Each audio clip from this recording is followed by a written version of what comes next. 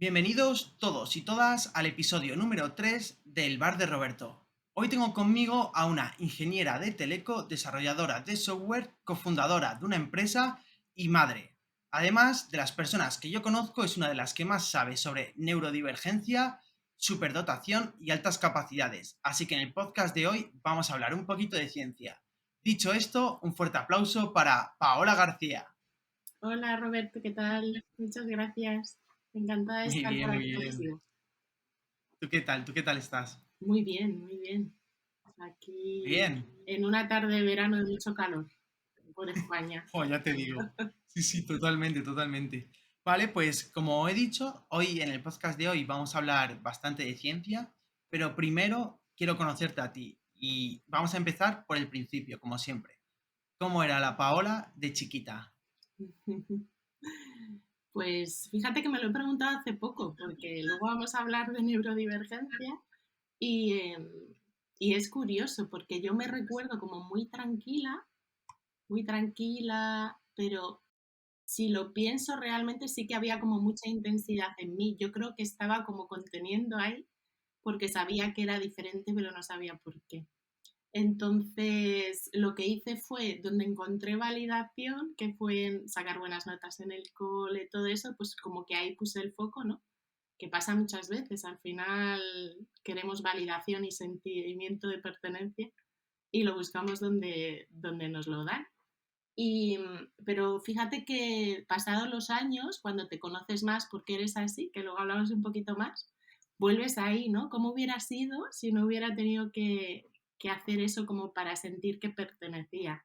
Y yo creo que sería como mucho más intensa, espontánea, como veo yo ahora a nuestros hijos, ¿no? Que son así en estado salvaje y decimos, pero ¿de dónde han salido estos niños? Y nosotros somos súper tranquilos. Pero en realidad no lo somos, en realidad es que es todo intensidad. Y bueno, pues la verdad es que me gustaba mucho aprender de todo. Me O sea, gustaba, se podría decir que eras una estudiante impecable. solían decir eso, sí, pero luego me gustaba mucho pues bailar flamenco, música, o sea, como con muchos intereses. Lo que pasa que cuando a una persona que puede dar resultados brillantes, entre comillas, le ven esa faceta, desde la institución educativa es lo que fomentan a tope, ¿sabes? Es como, wow, vamos a... Y es un error, o sea, al final tienes que ver a la persona completa, pero sí. Yo no me definiría así porque no creo que solo fuese eso, pero desde fuera era lo que se veía. Era como, esta niña vale para todo, le decían a mi madre.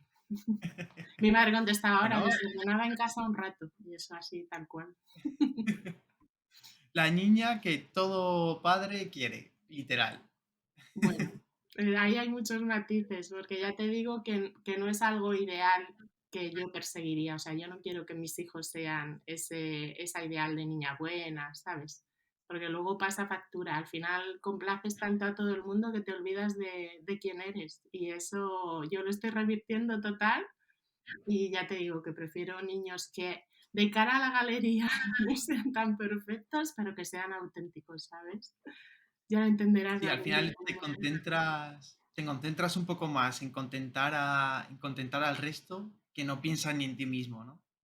Sí, pero lo hacemos en general todos, ¿eh? O sea, en nuestra generación, al final lo que querías era, y a veces lo que queremos y las vidas que vivimos antes de salir de la rueda de hámster es para contentar al resto, ¿no? Es como, bueno, pues tengo este trabajo que tiene prestigio, que luego vamos a hablar de emprendimiento, pero yo cuando dejé Telefónica para irme a Irlanda y empezamos a emprender y tal, mi madre me decía, pero estás loca, o sea, con un trabajo que trabajas en Telefónica desde el día que presentaste el proyecto fin de carrera y te vas a hacer una startup de cocineros. Apúntate a inglés o algo, me decía, porque no entendía lo que estaba haciendo, ¿no?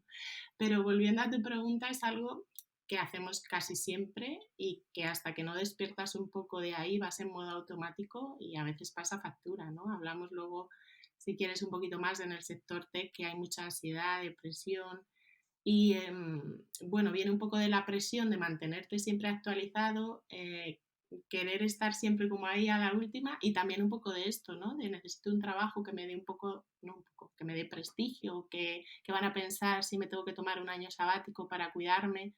Todas esas cosas ahí van en bucle también, ¿eh? Los programadores, pero sí. Sí, sí, justo ahora te iba a preguntar, tú estudiaste Teleco antes de que se llamase Teleco, que era telemática, creo, ¿no?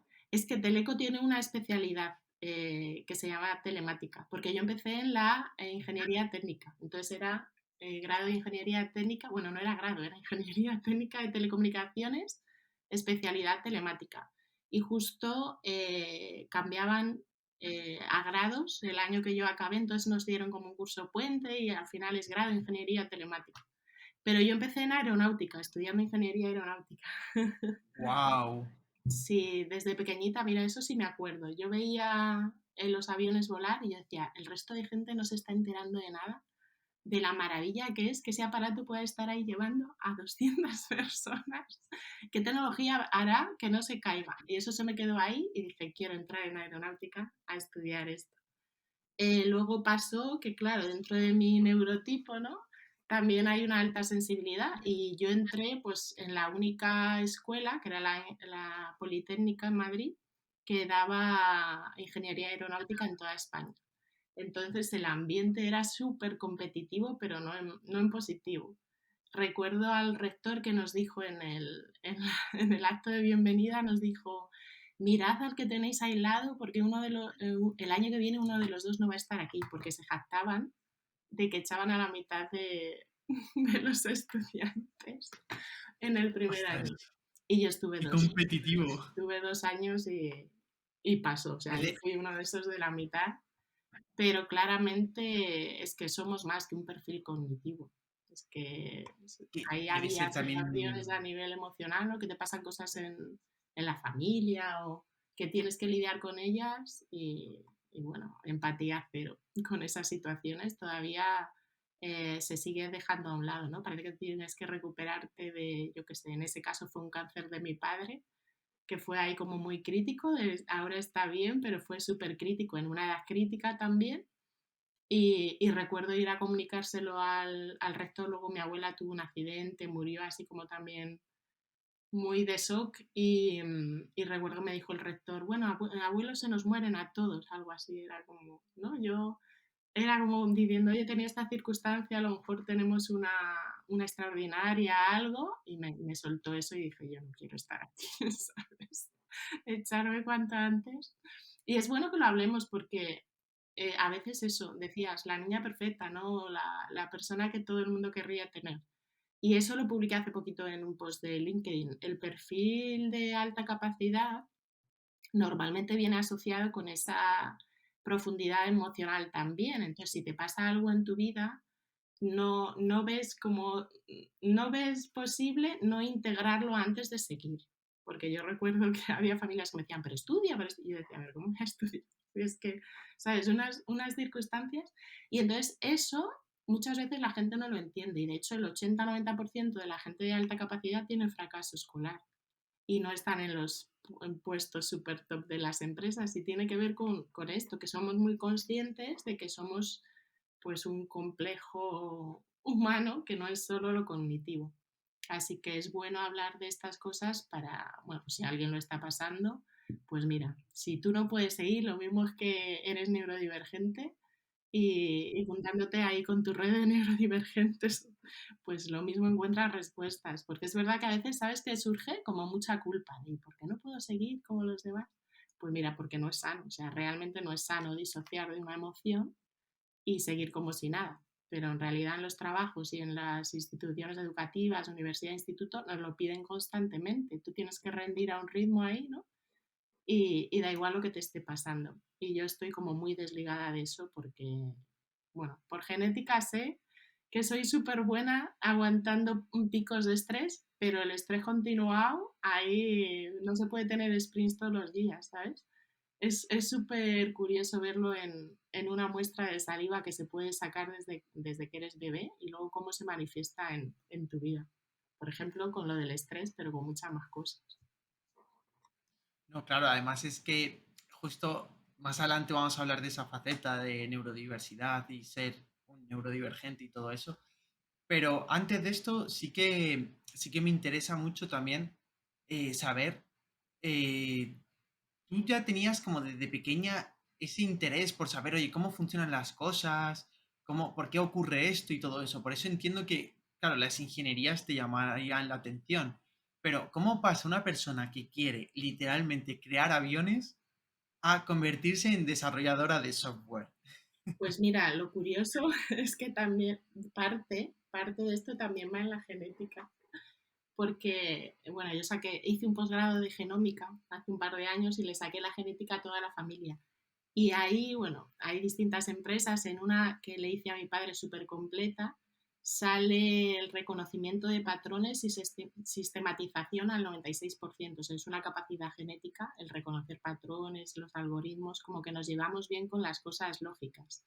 Pero en realidad, pues pasó de esta parte emocional que yo te contaba. O sea, cuando te echan de una carrera en la Politécnica, no solo te echan de la carrera, sino que te echan de toda la universidad. O sea, yo estaba ahí en la zona de Madrid Centro y de repente es, no, no puedes volver a la Politécnica, no eres válida.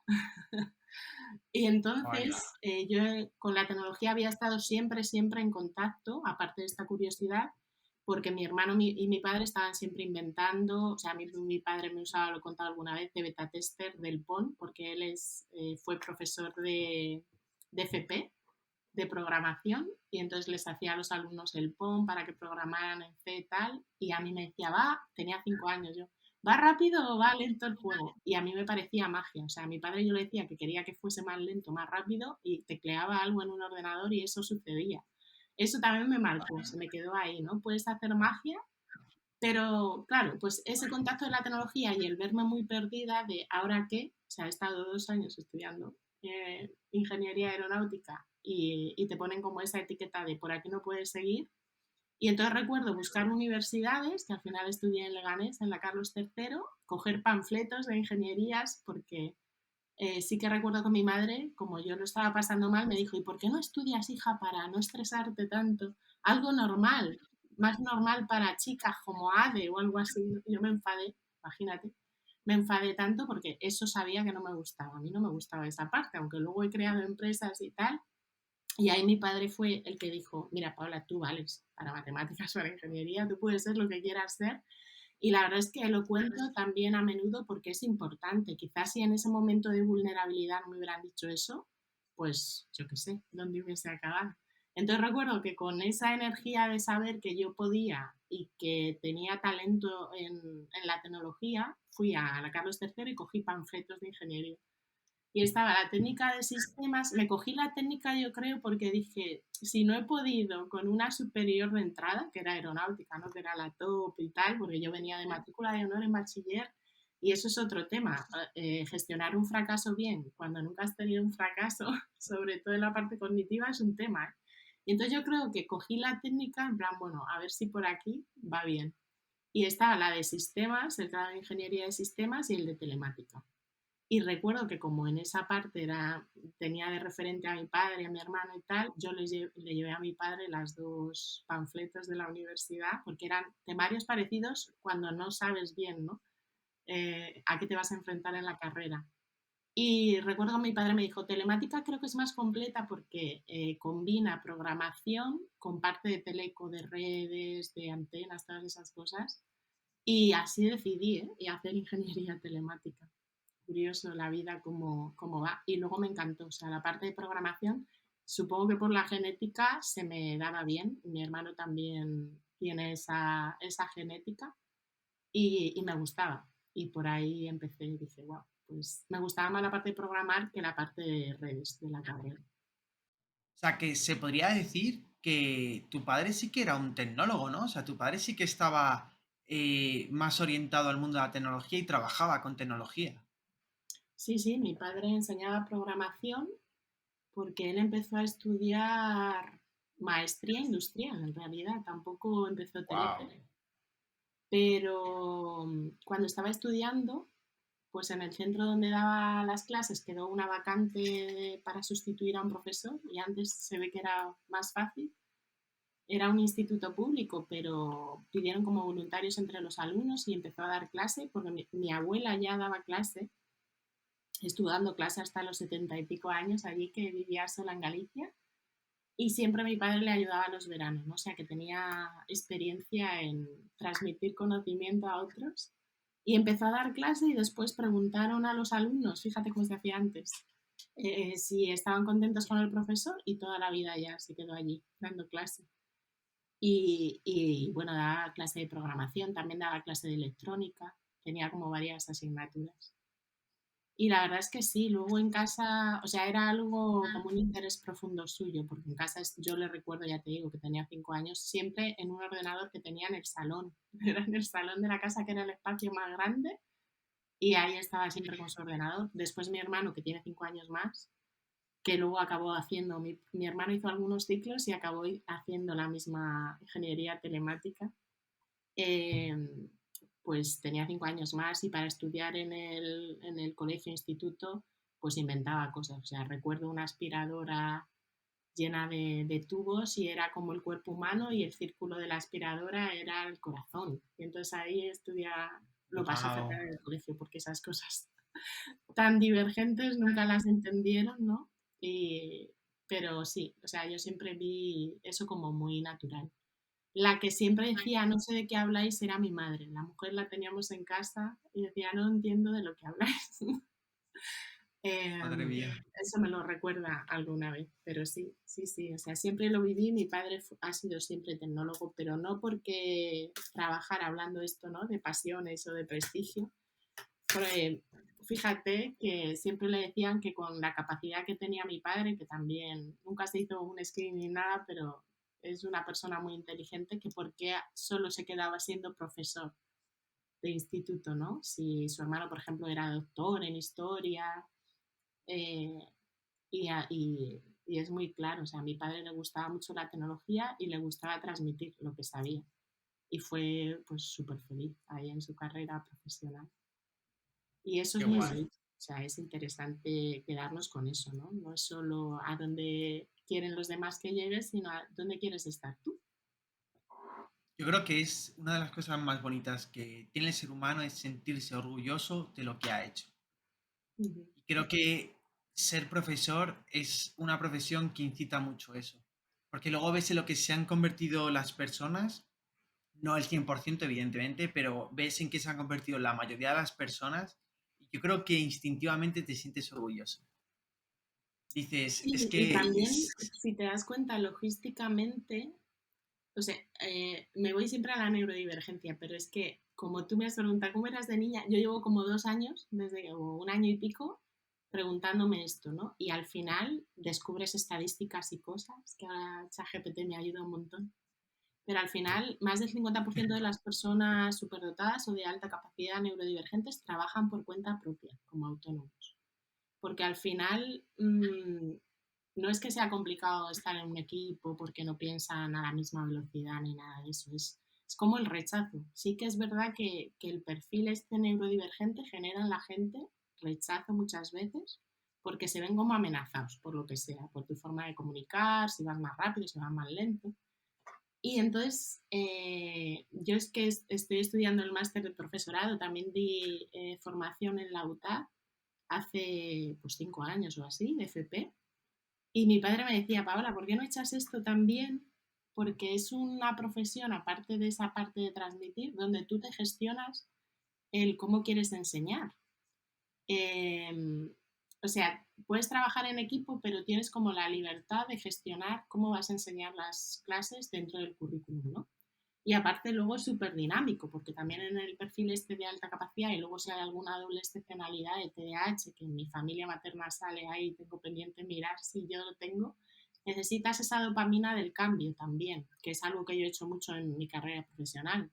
Y si tienes como el doble perfil este de alta capacidad que necesitas como conocimiento y luego quizá TDAH, otra neurodivergencia, en el TDAH esa necesidad de cambio.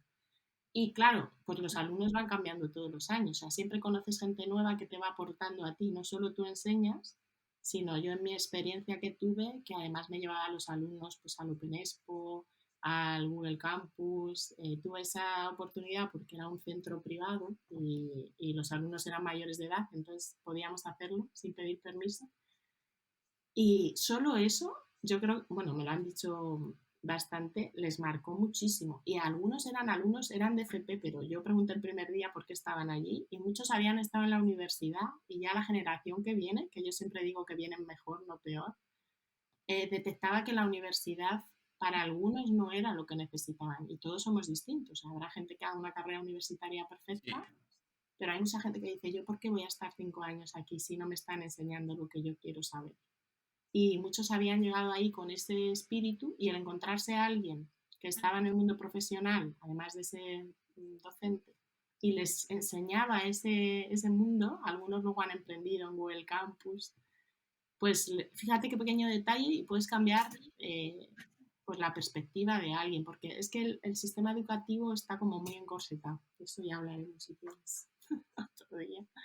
Y cuando das la libertad Sí, a alguien que tiene como necesidad de esto que te digo, ¿no? De un perfil pues de TDAH o de dislexia o de alta capacidad o de autismo, de salirse un poco de la caja donde estamos metidos de no tienes que hacer esto para tener buenas notas, tener prestigio, ir a una carrera y luego tener un buen puesto, cuando les das como otra salida, pues ya te digo que lo necesitamos como agua de mayo y es como, bueno, qué guay, ¿no? Que me puedan enseñar algo para que yo tenga opciones para saber que no solo hay un camino, o sea, que tienes varias opciones para seguir.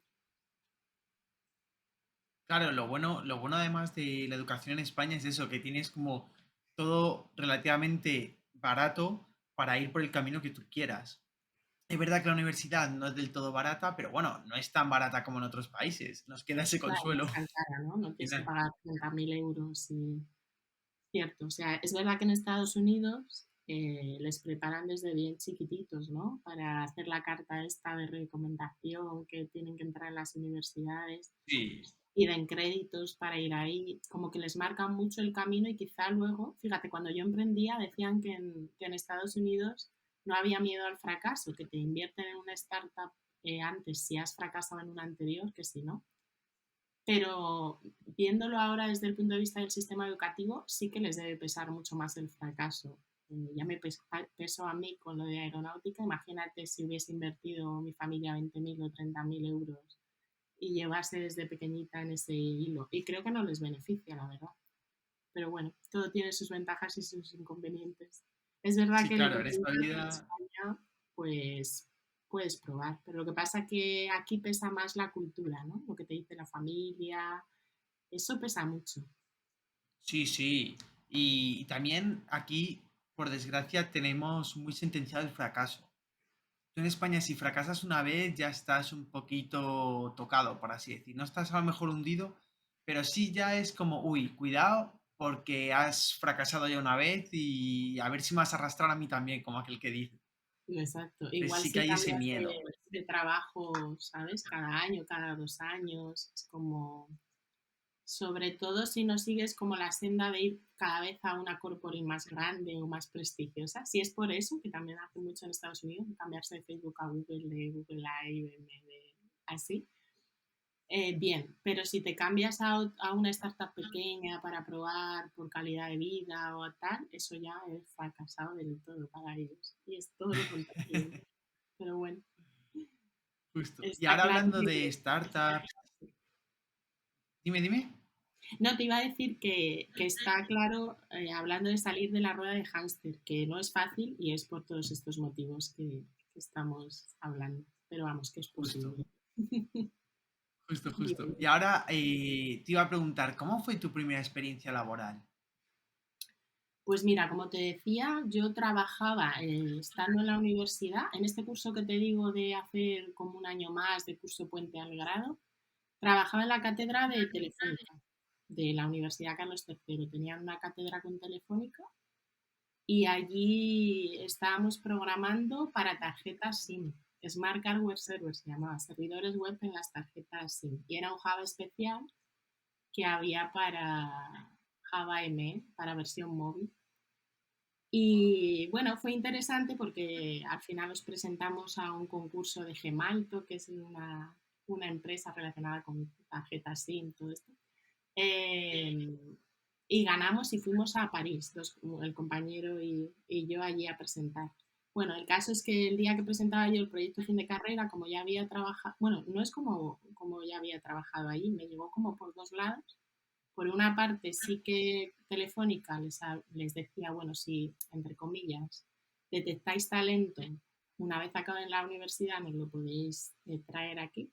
Y por otra parte, yo tenía un profesor que era de económicas precisamente, pues yo creo que la única que nos dieron así de gestión empresarial, una asignatura en Teleco, que había trabajado toda la vida en Telefónica. Es que en Telefónica te puedes jubilar a los 55 años y sigues, bueno, tienes tu salario, pero tú puedes seguir trabajando en tu salario de pensionista, me refiero, y puedes hacer una segunda actividad. Yo creo que es lo que hacía este hombre, ser profe asociado allí. Y fue interesante, era un hombre interesante y vino a mi tribunal de proyecto fin de carrera. Y el que iba también sobre servidores web en la SIM. Y el día que presenté, me dijo, tienes que venir a Telefónica y vamos a mover, te puedes presentar, ¿no? Y vamos a intentar que entres. Y por allí entré eh, y seguí trabajando con tarjetas SIM y fue interesante. Luego empecé a aprender Android por mi cuenta y al final hicimos cosas de pago, de NFC con el móvil que todavía en ese entonces pues no se veía. Wow. Hicimos pilotos ahí y luego ya pasé como a la parte del equipo de Android porque se enteraron, estaba, bueno, empezando, ¿no? Pero no llevaba muchos años. Y ahí pude seguir aprendiendo Android, no solo en mi tiempo libre, sino dentro de Telefónica. Y esa fue mi primera experiencia. Creo que estuve 2 o 3 años allí. Qué chulada, qué chulada. La verdad es que has estado en proyectos súper interesantes, ¿eh? ¿No tienes Bueno, como tú también esa sensación? no lo sé, no lo sé. La vida se va dando así. Y luego fíjate que cambié voluntariamente, me fui de Telefónica a GMV, que es una empresa del sector aeroespacial. Ah, qué Curiosamente, chulada. ¿no? Fui a programar a Android, pero yo que había querido siempre estudiar aeronáutica, pues años después, fíjate, fui a visitar a una amiga que estaba de Erasmus en Finlandia y bueno, no fue en Finlandia, luego estuvo trabajando ella en Alemania y fuimos allí a visitarla y allí estaba pues una parte, unas oficinas de la ESA y me encontré con compañeros que habían estudiado aeronáutica que habían pasado por GMV. Bueno, era Qué como, yo quiero entrar fuerte. a GMV y después estaban haciendo becas como en la ESA, digo, mira las vueltas que da el mundo. Y yo entré como en GMV, pues eso, para el equipo de Android, pero mira, al final lo que te dices proyectos interesantes. La vida te va llevando a ello que sea, hay como unas energías y acabas donde te van enseñando cosas, yo creo. ¿No te imaginas? Y esto te lo digo de verdad, no está preparado ni nada. Te aseguro que no te puedes ni imaginar lo que me gustaría trabajar para una empresa aeroespacial. O sea, mira que lo he dicho a veces, o sea, sé que para SpaceX no puedo trabajar porque no soy americano, pero trabajar en la ESA o en PLD Space, no sé, son empresas. Es que, bueno, a mí todo lo que es espacial y cohetes y tal me alucina. Todo lo que es la exploración espacial, por ejemplo, lo que hace la NASA de investigar países, eso es que es alucinante. Es que es como expandir tus límites. Pues GMV está en Tres Cantos y fíjate que la compi que Lorena, que fui a visitar, amiga de toda la vida del cole, trabajaba en una beca en la ESA, en este pueblo de Alemania, y luego me preguntó, ¿y esto de GMV? Porque se volvió a España, ¿qué tal? Y al final, pues nada, yo le puse en contacto con un compañero que ahora trabaja en Dinamarca, pero había trabajado allí conmigo en Tres Cantos y está trabajando en GMV en ese sector aeroespacial, así que luego te pongo en contacto con alguien, a ver si surge la magia. Es que A nunca se ver, a sabe ver. la vida por dónde te lleva, a lo mejor haciendo un Eso podcast. es. Empezamos haciendo un podcast y acabamos haciendo cohetes. Exacto, exacto, no hay límite. Y con todo lo que me cuentas, a mí hay una cosa que me llama mucho la atención y es, ¿por qué querer ser emprendedora en un país como España? Es de estar locos, ¿verdad? Pues mira, después de GMV, mi hermano se estaba haciendo un Erasmus en Irlanda. Y yo recuerdo que, bueno, a Carlos le conocí en la universidad, estudiando la ingeniería, y estaba ahí, estaba súper desmotivada en ese momento, en un proyecto laboral, súper desmotivada. Y, y yo dije, nos tenemos que ir fuera de España, precisamente. Digo, nos tenemos que ir. Y como mi hermano estaba allí en Cork, que es la segunda ciudad más importante de Irlanda, por detrás de Dublín, pero mucho más barata que Dublín. Es más pequeñita, tiene como 2 centros tecnológicos, una universidad, o sea, es como con mucha vida, pero es un pueblo. Tenemos que volver a Cork algún día. Y le dije, vámonos, vámonos, teletrabajamos y ya está. Y de hecho nos fuimos allí, nos alquilamos una casa con unos franceses compartida y yo dije, no quiero trabajar porque allí estaba también en Cork, tenías Facebook, yo no quiero trabajar en una corporate, quiero probar a ser autónoma, yo decía, quiero hacer todo yo hasta ver dónde puedo llegar. Si te das cuenta, al final vas buscando como retos, ¿no? Es como, vale, yo esto ya lo he probado, ya sé lo que es, quiero otra cosa, quiero retarme. Y eso ahora lo entiendo más, ¿no? Pero ha estado como presente toda mi vida. Y allí en Irlanda, pues yo empecé a trabajar desarrollando Android en una plataforma que se llamaba Elance, Elance, y ahora es Upwork, que es una plataforma de freelance. Y lo primero que hice fue poner en Google en qué fracasan los freelance, o sea, qué hacen mal. Y entonces me salió como un tipo que contaba pues, todas estas cosas que ahora sé, ¿no? Cobra por adelantado el 50% y si no te lo pagan no empieces el trabajo, todas esas cosas que había hecho el mal y había aprendido. Y yo dije, vale, pues me creo el perfil. Eh, que por cierto, justo creándome ese perfil me contactaron de las empresas Sims con las que había trabajado en Telefónica para trabajar para ellos. Y yo dije, no, quiero probar esto, ¿no? La aventura. Y me creé ese perfil y apareció un profesor de la Universidad de Stanford que se estaba haciendo un side project que era un robot programado en Android y en Python. Y, y fue súper interesante. O sea, esa experiencia fue súper interesante porque además en Irlanda te puedes crear una empresa tú solo. O sea, eres autónomo pero eres empresa. Y entonces yo era Greysoft con un 8 ahí. Y entonces yo recuerdo que en la plataforma, luego los comentarios de este hombre de Stanford era, son un equipo estupendo, tal", y era yo programando y Carlos que hizo un diseño para el robot, que Carlos diseña súper bien, y él diseñó el robot que era súper entrañable, tuvimos que firmar ahí nuestro contrato de confidencialidad. Pero te digo que fue muy interesante porque fue la primera vez, este hombre hacía la parte de Python del backend. Eh, bueno, nos combinábamos ahí, ¿no? Él quería hacer, bueno, fue muy chulo. Y fue muy interesante porque fue la primera vez donde me di cuenta de que se podía perseguir la excelencia en un proyecto. O sea, yo en Telefónica aprendí mucho, pero había muchas cosas que dejaban, para mi punto de vista, mucho que desear, de logística más que nada, ¿no? De burocracias de empresas grandes que no te dejan avanzar y que al final el objetivo que te habían dicho no era, y era, yo qué sé, sacar otra cosa.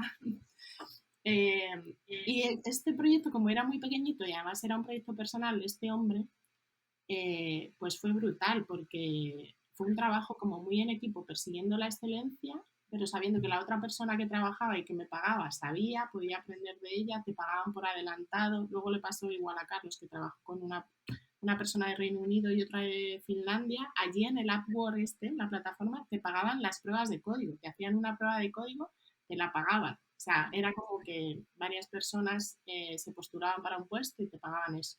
Después empezabas a trabajar y te decían, no, te quiero pagar ya, o sea, por adelantado, pero de verdad. Y después era como una conversación, aunque fueran tu jefe o tu contratador, a lo mejor tuve suerte, pero creo que puede ser así más habitual fuera de España que en España. Yo en España no lo había vivido tanto. Pues eso, de compañeros, o sea, él estaba haciendo la parte de Python, bueno, aquí esto tal va, vamos a integrar, te puedo ayudar para hacer esta parte mejor, yo le preguntaba a él y eso yo dije, vale, lo que yo tenía en mi mente como que era posible y en España en esos primeros años no lo encontré, es posible y me lo acabo de encontrar. Y entonces yo siempre digo que aprendí en ese año, estuvimos solo un año en Irlanda, más que en todo el resto de mis años de universidad y de carrera profesional. porque fue como esto que te digo de retarte a ti mismo y de ponerte un límite, era real, no estaba solo en mi mente, o sea, se puede trabajar así y fue muy importante para mí esa parte. Y yo creo que, bueno, de ahí llegó la parte del emprendimiento, porque aparte de eso, empecé a subir cosas de cosas que cocinábamos nosotros, que me recordaba a mi tía en lo que cocinaba siempre para nosotros, a redes sociales, porque claro, teletrabajábamos. Por primera vez teníamos tiempo para estar todo el día en casa, entre comillas. Era la primera experiencia donde teletrabajábamos. Y, y entonces la gente de los centros tecnológicos de allí, que muchos eran españoles, italianos, bueno, de toda Europa, con el Erasmus, porque salíamos con los compañeros de mi hermano de Erasmus, era como dejar de subir comida o cocinar para nosotros. Es que esto, ¿sabes? Estamos aquí comprando noodles del supermercado todos los días porque no tenemos, ¿sabes? Dotes de cocina y no sabemos cocinar. La primera vez que habían vivido fuera de casa de sus padres, la mayoría. Y el primer impulso de esto de retarte, digo, voy a ponerme aquí a hacer tortilla de patata para toda Irlanda, ¿no? Y luego pensándolo bien, dijimos, bueno, es que nos habíamos apuntado a un curso que tenían en Stanford también de otro profesor, que ahora es un crack de blockchain, es un referente, sobre cómo hacer, se llamaba Startup Engineering, o sea, cómo hacer o la parte de la startup que tiene que ver con la ingeniería. Y nos apuntamos porque era gratuito online y allí nos pedían un proyecto fin de proyecto, fin del curso. Y entonces decidimos hacer esto, ¿no? ¿Por qué no hacemos con tecnología una plataforma que permita a otros cocineros cocinar para sus vecinos? O sea, hacer eso que yo quería hacer de hacerme tortillas de patata, pero sin hacerlas yo, que no se me da nada bien.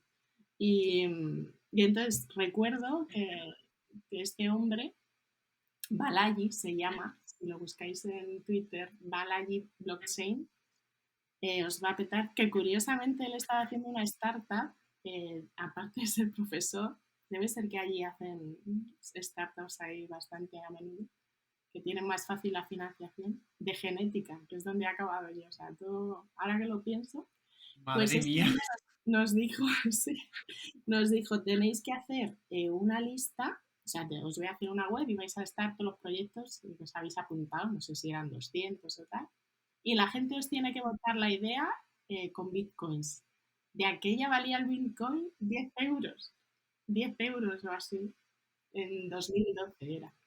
Ahora busco el valor que tenía, pero era muy poco. Y entonces, el que más os haya donado, o sea, teníamos que integrar tal, y para las donaciones, pues entonces va a quedar en los primeros puestos. Y había gente que claramente se compraba, yo qué sé, pues invierto 100 euros, tengo 10 bitcoins y entonces subo. Y nosotros no compramos ninguno, pero aún así quedamos como entre los 20 primeros o algo así. Fue como, oh, estábamos súper motivados, fíjate lo que hace la gente, tal.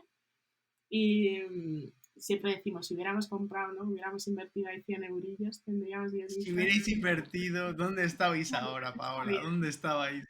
Exacto. Y nada, pues volvimos a España y recuerdo que un compañero nuestro de la Universidad Carlos III estaba en Tetuan Valley, que es una aceleradora de startups que ahora está en Google Campus, y había presentado algún proyecto, era como jurado también, no recuerdo exactamente, porque allí es una comunidad en la que tú participas y no es totalmente gratuito todo, pero luego tienes que volver a devolver a la comunidad, ¿no? Y al año siguiente mentorizas, así va.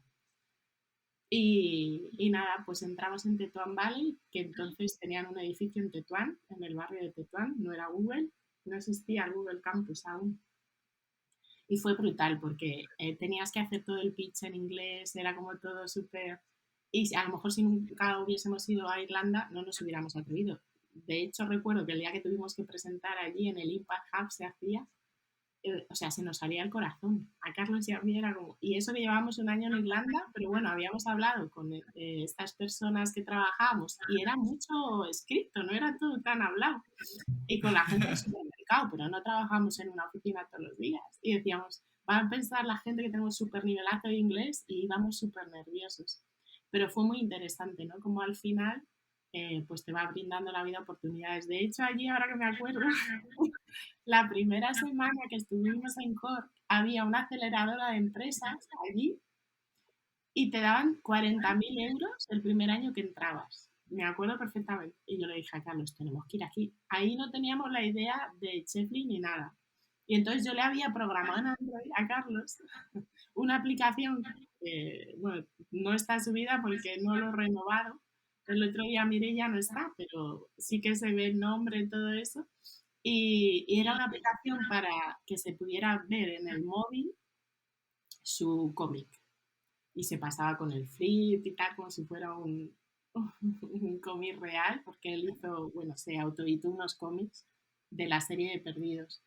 Y entonces, como no teníamos idea ni nada, pues allí fuimos a presentar y nos decían, ¿pero qué proyecto tenéis? Y yo decía, no, porque claro, como hacer proyectos para más personas que tengan cómics, claro, les hablamos de consultoría y recuerdo que nos dijeron, lleváis poquito aquí en Irlanda y no entramos, nunca entramos.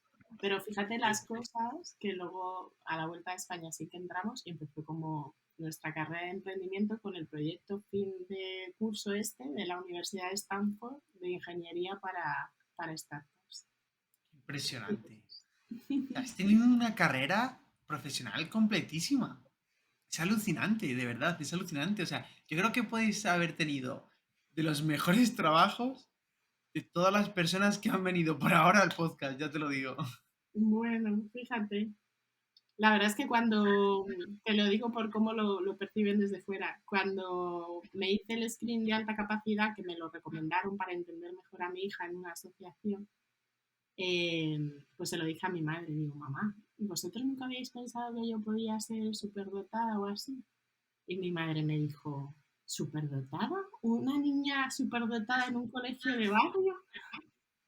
Dice, además, a mí me hubiera gustado que hubieras tenido un puesto alto en una empresa y que fuera más normal, pero con un puesto alto. Digo, fíjate cómo se percibe el prestigio, ¿no? Esto que me dices, te podías a lo mejor haber tenido un Ya, puesto mejor, pero no tendría el brillo en los ojos este de estarte contando todo esto. O sea, yo creo que es importante saber que las personas en general, y sobre todo con este perfil, necesitan motivación. O sea, sin motivación ya me puedes poner 1.000.000 de euros en la mesa, que si, y lo ponía en el post este de LinkedIn, ¿no? Si no hay un objetivo que te motive o si la gente no se trata bien en ese ambiente, ¿no? O hay mucha burocracia y te dice una cosa y luego es otra, como una especie de engaño que todo el mundo sabe que hay en ciertas empresas para subir, eso es como rechazo total, o sea, yo veo por ahí y no voy.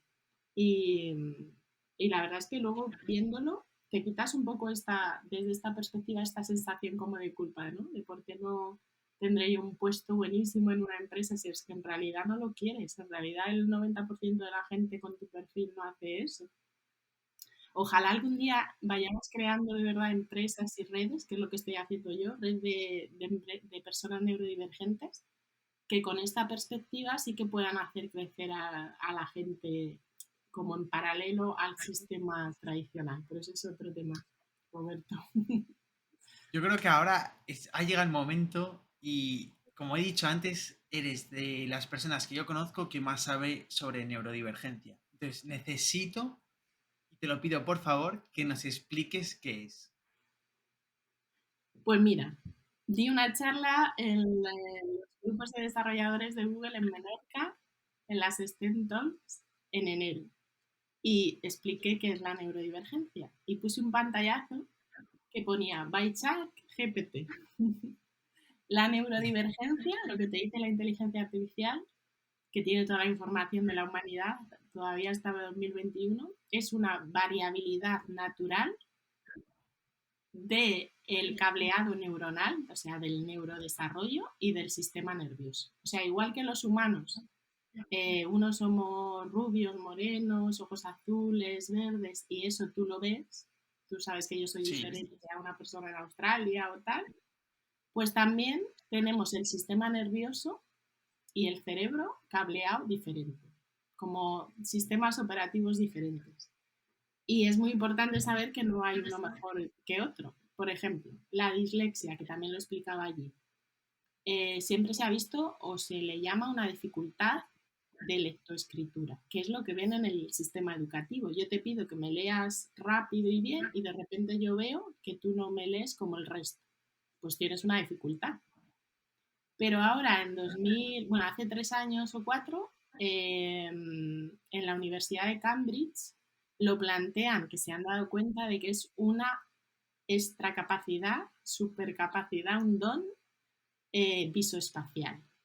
Es decir, las personas disléxicas parece que tienen la capacidad de girar objetos 3D en su mente a velocidad, ¿sabes? O sea, súper brillante. Entonces, tú imagínate ahora capacidad visoespacial, una P en el aire, ¿no? En tu mente.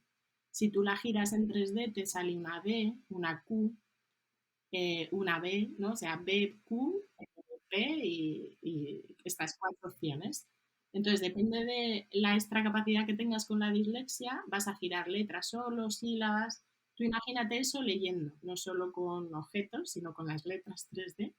Al final se te giran en la mente y tienes que, por el contexto, adivinar cuál es de todas las opciones que estás viendo. Entonces, lo que ven los demás desde fuera es que tardas un poco más en hacer todo esto que estás haciendo. Ahora, dale unas gafas de realidad virtual o ponle a diseñar en 3D a una persona disléxica.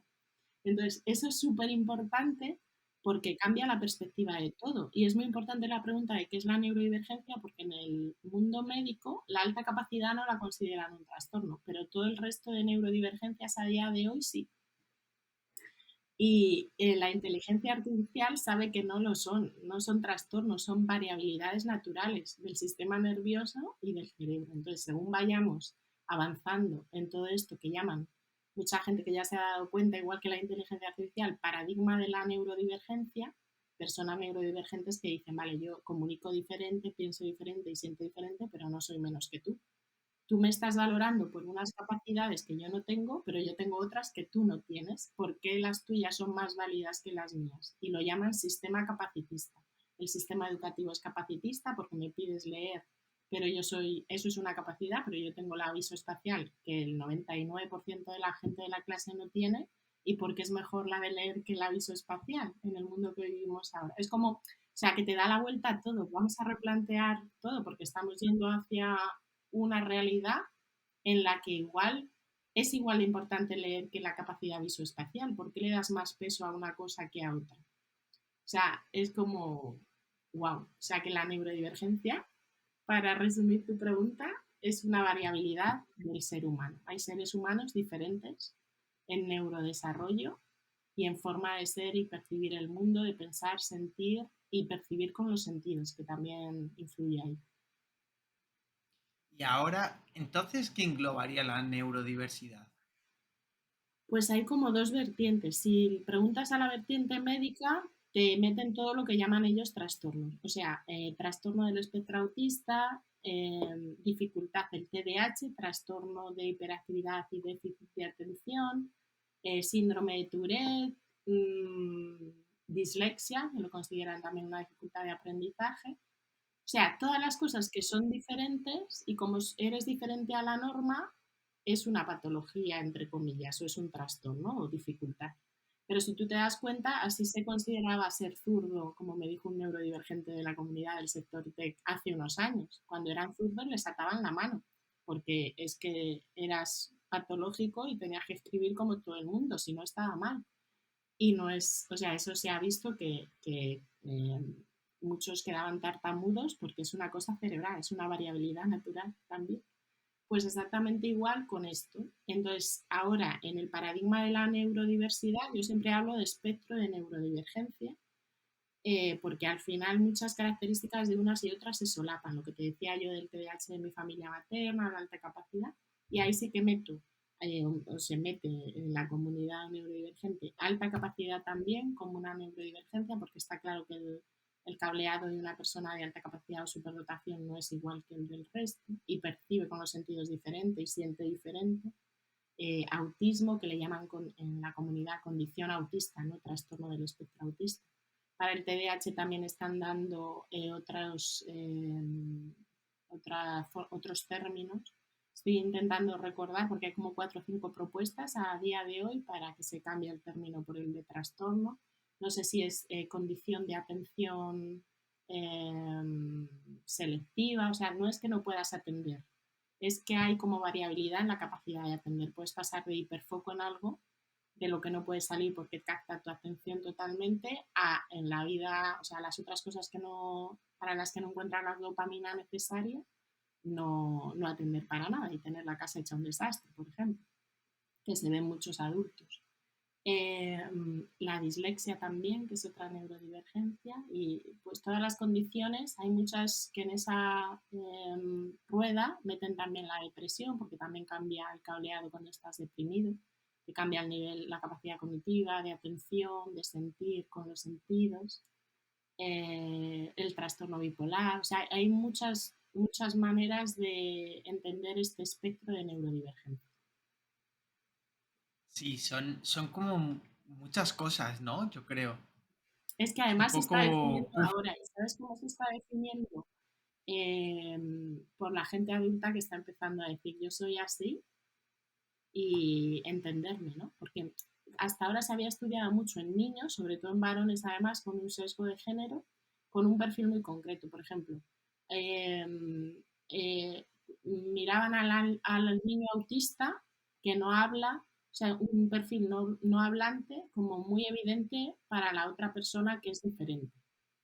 Pero es que es tan amplio, o sea, yo también soy diferente y a lo mejor al principio o en una foto o en 5 minutos no te das cuenta, pero lo soy y percibo el mundo súper diferente y me hacen daño los ruidos porque mi oído capta más decibelios físicamente que el del resto de la población. Igual les pasa a las personas autistas, luego hay parte de integración de eso que recogen los sentidos en el sistema nervioso y también pasa, pero es eso, o sea, se está ampliando mucho a decir, vale, ¿qué es realmente ser autista? Tener un proceso cognitivo autista es que vas antes al detalle que a lo global. Eh, por ejemplo, es un detalle, ¿no? Por no extenderme mucho. Eso es tener un proceso cognitivo autista. Y una persona de alta capacidad puede ser autista también, que se llama doble excepcionalidad. Y tú cuando lo ves no ves al niño que no habla, ves a una persona que te está hablando a lo mejor súper rápido de un montón de temas. Entonces sí, o sea, a tu pregunta, como que abarca todo mucho y todavía hay como la vertiente médica, la vertiente de la comunidad neurodivergente, porque se está definiendo, pero ahí viene el reto, ¿no? Y por eso también me gusta, porque podemos empezar a definir cómo lo ven las generaciones futuras y eso es súper potente. sí, el reto es grande, pero también es bonito. Y ahora te quería preguntar, ¿tú crees que el sistema tiene medios para detectar esto en edades tempranas? Pues es curioso porque al final solo quieren, en mi opinión, detectarlo si les supone un problema. Mira, una persona me dijo que en el Gregorio Marañón, creo que es de Madrid, que tienen una unidad especializada en espectro autista, que estaban llegándole muchos casos de niños que venían derivados por el cole, pues con comportamientos muy disruptivos, pensando que podían tener sintomatología disruptiva de la que se ve desde fuera asociada al autismo y que resulta que eran o alta capacidad, lo que pasa que no estaban motivados y eso también, o sea, una persona a la que tienes sometida a aprender de una manera que no va con su manera natural, pues muestra comportamientos disruptivos muchas veces, o eran doblemente excepcionales, sí que eran autistas, pero eran de alta capacidad. Te lo digo porque, claro, esa parte de alta capacidad la lleva a otro servicio. Y como estaban como empezando a saturarse, han creado en la Comunidad de Madrid un equipo específico de orientadores que van a empezar a mirar a los niños de alta capacidad en los coles, que debería haber venido hace muchos años, pero quizá no ha venido, esto es una hipótesis mía, que no lo puedo corroborar, hasta que no han tenido el problema de, hay un aluvión aquí de niños que están mostrando muchas conductas disruptivas. Porque antes, bueno, ya te digo que cada vez viven mejor, pero antes sí que tomábamos más el papel de enmascarar, de yo quiero pertenecer, esto que te he contado al principio sobre mí, pero ahora ya hay muchos niños que no se resisten, es en plan, esto no lo aguanto, ¿sabes? Entonces, hay muchos menos medios de los que necesitamos y a veces la motivación viene de cuando surge un problema para la administración, no de un deseo real de ayudar a esa persona, sino de ayudar a las administraciones. Y entonces todavía hay muchos contrastes con lo que sigue necesitando la persona neurodivergente y lo que se le ofrece. Hay mucho camino ahí que recorrer, pero poquito a poco se van poniendo más recursos, sea por una causa u otra. El clásico problema del gobierno, siempre reactivos, nunca proactivos. Exacto, exacto, sobre todo aquí, ¿no? En España, especialmente. Claro, además, con esto que estamos hablando, claro, el gobierno ni siquiera tiene instituciones, por así decir, en las que fomentar a estos alumnos o estudiantes que son niños que al final necesitan un tipo de educación muy especial para que sus altas capacidades todavía lleguen más alto, se motiven todavía más. Sí, hay un programa, pero va por comunidades. Fíjate que la educación va por comunidad autónoma. Y en Madrid hay uno que se llama PEAC, Programa de Enriquecimiento Extracurricular de Alta Capacidad. Y lo que pasa es que tienen que derivar los orientadores de los centros y luego hacer un programa también en el centro. Y como muchos no están formados ni saben qué hacer, pues hacen como que no. O sea, tú detectas a un niño de alta capacidad allí, será que le has estimulado mucho. Te llevan un informe psicológico de fuera, de un psicólogo que lleva 20 años haciendo test psicométricos y no vale. Lo tiene que hacer un pedagogo que no ha hecho un sistema, o sea, una prueba de evaluación de alta capacidad, ¿sabes? Más que 4 en su vida, así aleatorios. Y te lo hace y de repente sacas 20 puntos menos de CI. Es como que a veces me da la impresión de que bajan un poquito, ¿sabes? Poner un poquito menos de lo que es para no tener Sí, para que evitarse el gestionar. problema, ¿no?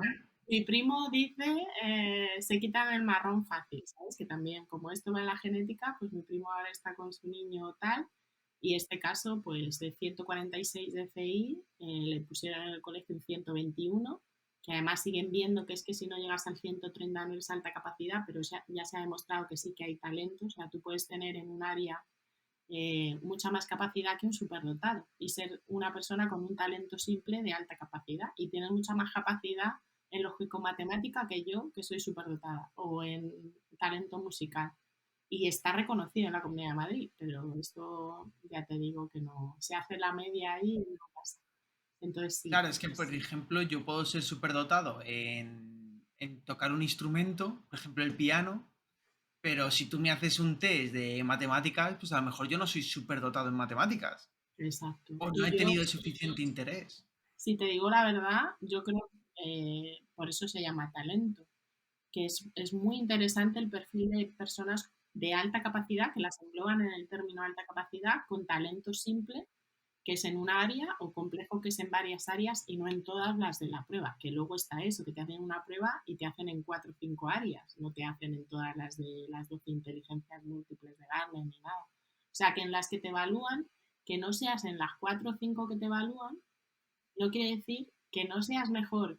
Yo, imagínate que he dado 130, 150 o lo que quieras decir. Y como es un perfil homogéneo, que eres bueno en todas las áreas, te ponen superdotación. Pero es que si tú has dado en lógico-matemática 170 y en las otras 100, pues tú eres mucho mejor que yo en lógico-matemática. Y es un perfil mucho más interesante para especializarte en eso, porque tienes una capacidad extraordinaria que no tiene más que el 0,1% de la población, mucho más que un superdotado. Pero parece ser que si no eres homogéneo en todo, por ejemplo, en este programa PEA, solo entran los que son homogéneos en todo, buenos en todo, ¿sabes? Lo de que el que mucho abarca poco aprieta, esto es así, o sea, no tienes que buscar gente quizá buena en todo. ¿Por qué estás desechando gente que son excepcionalmente buenos en algo? O sea, son cosas que ya es que hay que darle la vuelta a la sociedad y que a veces lo vemos tan claro que sí que te genera mucha frustración teniendo este perfil, porque es como, por favor, ¿cómo no se dan cuenta o cómo no ponen más recursos? Porque muchas veces es cosa de dinero. Y al final hay mucho también mucho perfil de persona neurodivergente con ansiedad, depresión, y es por estas cosas, como un choque constante contra la realidad que tú ves tan distinta. Justo te iba a preguntar, ¿tú crees que un neurodivergente tiene más facilidad, no quiero decir facilidad, sino es más propenso a tener problemas como ansiedad, depresión, teniendo en cuenta que él puede interpretar que algo es muy sencillo, pero para el resto del planeta no es tan sencillo? puede Claro, en frustrarse. realidad no es por sencillez, sino porque realmente, como te digo, como pasa en muchas áreas de tu vida, sí que es como si el mundo no estuviera diseñado para la minoría, ¿no? Y pasa en muchas minorías. Entonces, por ejemplo, un autista o una persona de alta capacidad que oye mucho más que el resto, que físicamente tú vas a un otorrino y te dice, oyes 12 decibelios más que el resto, porque yo te pongo el sonido como los perros que oyen más, pues tú también. El 0,1% de la población o el 1% oye más. Pero tú vas a un centro comercial donde nadie ha pensado en ese 0,1% y entonces tú estás completamente saturado de sonido. Es lo mismo que le pasaría a una persona en el rango normal si le pusieran 12 horas al lado de un altavoz.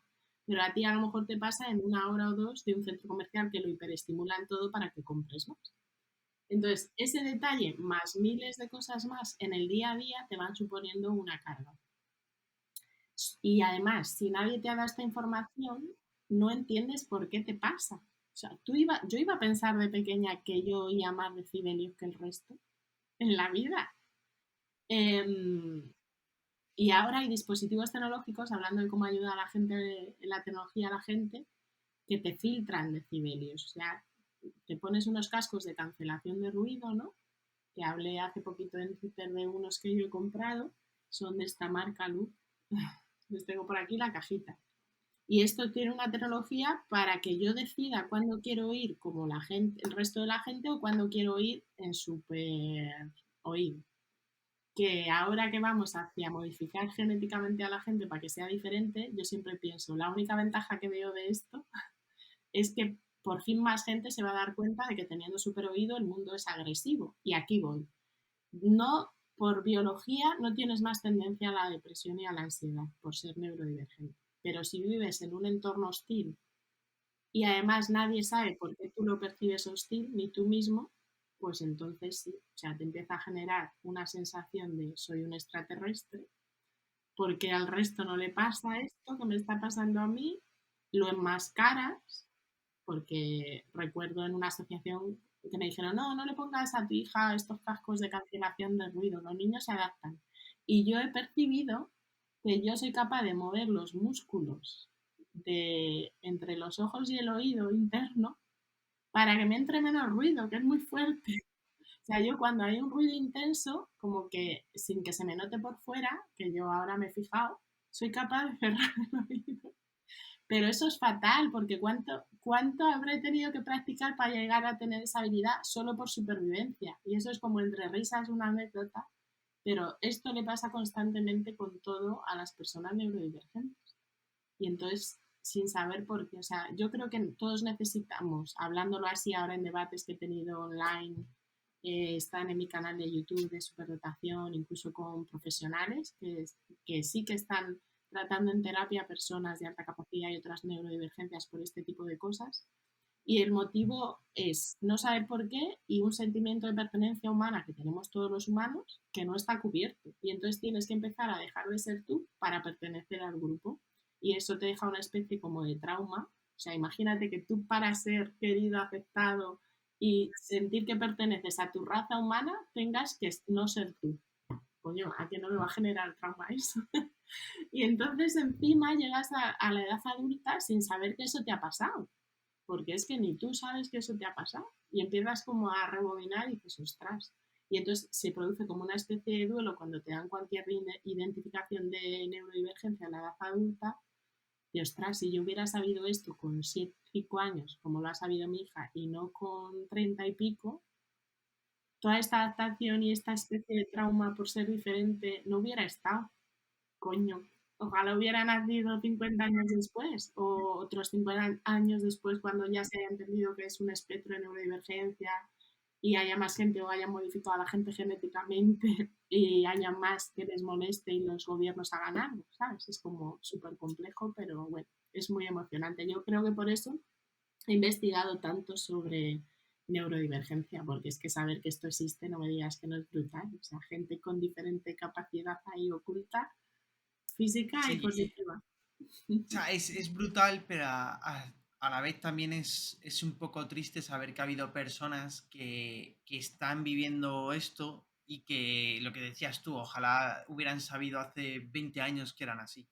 y claro, haber podido adaptarse mucho antes, porque al final tú también, como sea tu infancia y tu adolescencia, te marca un poco también en la edad adulta.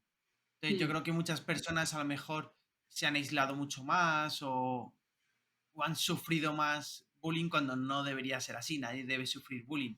Pero además aún menos, por así decir, por algo genético, es como ridículo, no sé. Entonces, claro. por un lado, a mí me parece un tema muy increíble, la verdad es que es un tema muy increíble, por eso yo estoy boquiabierto siempre que estás hablando, pero también pienso un poco lo mal que lo debe estar pasando todas esas personas que a lo mejor han ido a psicólogos que no les han sabido tratar, han ido a personas especializadas que decían que están especializadas un currículum porque, o un diploma porque en realidad no lo estaban, y se han sentido al final como pues una cobaya para hacer pruebas o directamente un trapo que se han ido pasando entre un especialista y otro porque nadie entendía nada. Entonces, eso a mí, por ejemplo, me pone triste porque yo creo, esto es opinión, ¿vale? Aquí pues se aceptan todo tipo de opiniones, pero yo en mi opinión, y claro, yo no puedo hablar tanto de esto porque yo no lo he vivido, ¿vale? Entonces sí que tengo un familiar que es la hermana de mi mujer que es psicóloga y está muy metida en estos temas, entonces ella nos cuenta y por eso la sensación que a mí me da es que ni siquiera los psicólogos están preparados. Los psicólogos se están empezando a preparar ahora. Entonces, claro, tú a tu hija la puedes medio preparar tú porque te has documentado y porque eres un cerebrito. Pero claro, ¿qué va a hacer a lo mejor esas personas que ya tienen 16 años o 20 años, por ejemplo? Sí, Han están estado sufriendo ahora. viviendo, Mm. claro, han estado viviendo 15 años sin saber qué les pasaban, simplemente se sentían distintos al resto. Y es como, no, no eres para nada distinto. Simplemente tienes cualidades distintas a lo que decías tú antes. Yo tengo el pelo moreno, pues un amigo mío lo puede tener más rubio, ya está, es eso. Pero ellos, yo creo que, y aquí yo estoy divagando un poco, y estoy poniéndome en la piel de alguien que no debería tal vez hacerlo, pero yo creo que ellos se han sentido en algún momento como un bicho raro, se han sentido mal incluso consigo mismo, diciendo, yo no quiero ser esto, quiero cambiar, ojalá ser distinta. Ojalá Y sea eso, normal, eso es muy común. Ojalá haga todo como el otro gente. ¿Por qué no es todo tan difícil a veces y tal? Sí, yo creo que ponerte en la piel del otro es súper importante y es que todos nos hemos sentido por una cosa u otra bichos raros, ¿no? Que antes hablabas del bullying. Pues o sea, por tener gafas, que también es una diferencia, por tener el pelo tal, o por hablarte de 1000 temas a la vez y te estoy abrumando, ¿sabes? Y no te interesa ese tema. Em, y sí que es verdad, a mí también me genera mucha tristeza y como sentimos muy en profundidad también, pues esa tristeza a la larga, si al final no eres capaz de encontrar el porqué, muchas veces genera depresión y ansiedad, y esos son temas de salud y afectan sobre todo en el espectro autista. Conozco muchas personas de 30 40 años con doble excepcionalidad, que pues por genética han heredado alta capacidad y también están en el espectro, que te da como una manera de comunicar totalmente diferente, que pues llevan a lo mejor 20 años en terapia y nadie les ha sabido decir hasta ahora, oye, es que te pasa esto. Y además es como, o sea, hay una cuenta de Instagram que se llama Historias Cotidianas, que es de una mujer autista, creo que es de Chile, y entonces ahora saca un libro que dice, ¿autista yo? O sea, es como, ¿qué me estás contando? Si primero nunca se ha puesto a una niña o una mujer autista, que son todos niños.